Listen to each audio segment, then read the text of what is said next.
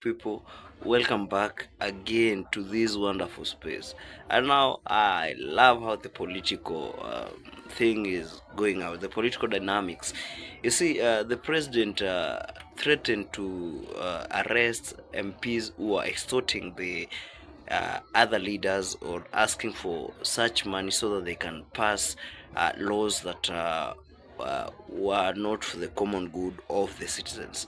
Let me ask you, members of parliament who are seated here. Do you, for example, know, do you, for example, know that a few members of your committee collected 10 million shillings so that you could pass that law on anti-money laundering? Did you get the money? So,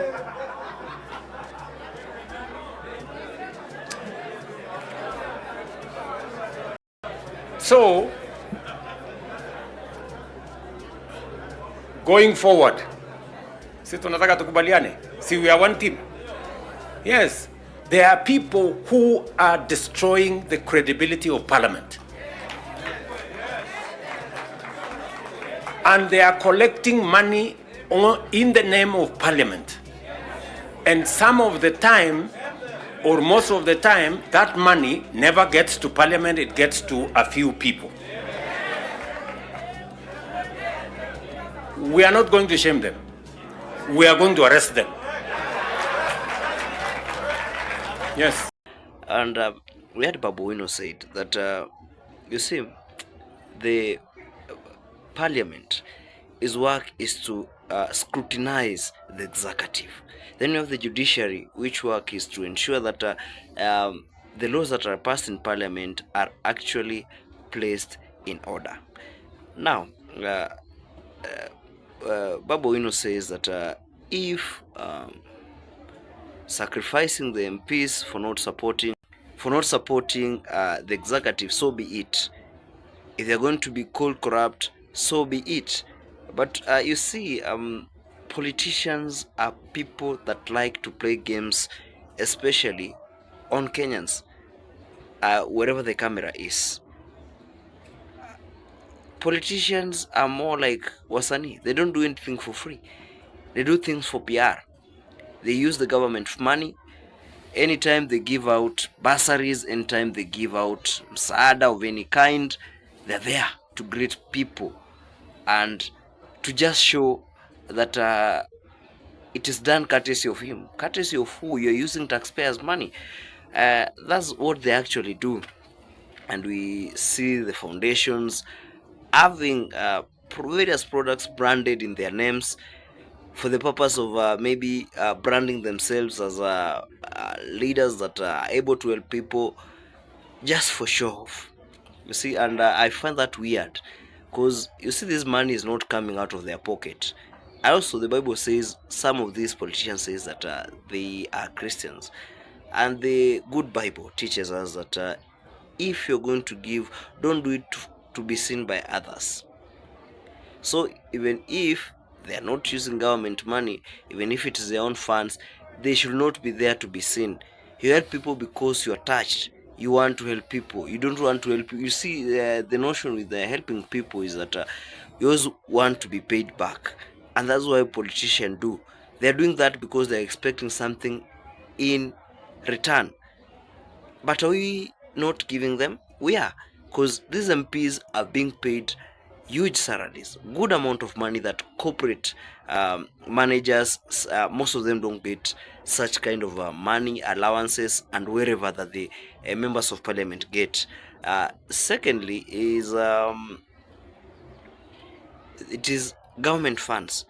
So if your responsibility is to help the Kenyans, why the hell should you go on you're showing people that you are helping and creating your PR? You see, politicians get credit for things that they have not done. You can have a rich guy having made a good road to his home, and you'll see an MP who has taken all the funds coming to launch a road that was made by private citizens. And that's why it's hard to believe politicians. Secondly, William Samoei Ruto says that he's fighting corruption, building a specific task force for the purpose of fighting corruption. We have hizi vitu tumesikia. We had Uhuru Kenyatta, who was seriously saying that, you see, hey, we are here doing this for the purpose of corruption. Now you had the expressway scandal. You heard that it has some links to the Kenyatta's family. So in what way was he loosening the grip, or was he ensure there's no corruption?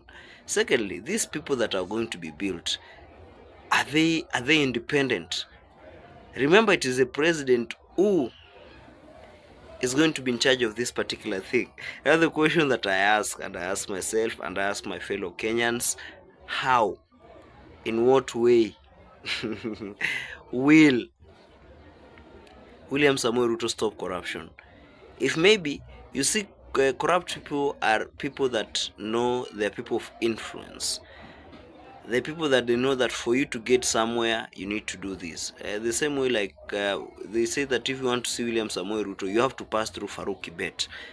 And I'm tended to imagine that if it is a issue of that is critical, then perhaps, I'm not saying that you have to pay Farouk, but I tend to believe that he might use it to his advantage. And now, if these people, I tend to believe that people that who are corrupt are always people deep in the government, because they know that there are places where they are advantaged and people need such kind of services. And I wonder if that will be successful, because we saw the NADCO report and the NADCO committee, whatever they had agreed was never implemented to date. Now, how will such committees and thing be able to meet anything good? I don't see anything. This is just for political gain. And also is using this as a form of punishing his political opponents or supporters who have turned to be opponents, especially with Kimani Ichung'wah, who says that the president nowadays doesn't receive his calls.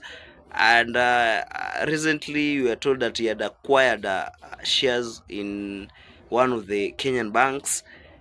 And you see, this thing came at the time when the president said there's some people who are corrupt, and how can someone ask for 150 million? And Kimani Ichung'wah says that he had taken a loan from the parliamentary committee, which I find to maybe do some calculation that doesn't add up. So I believe that these people are both playing with our minds. The MPs are now, because the president wants to fight them, they want to now do their mandate for the purpose of threatening the president to get rid of that. Equally, the president is threatening the MPs to ensure that they are arrested, so that maybe he can pull them close to them instead of losing them. So thank you guys, that's my opinion. Let's meet next time.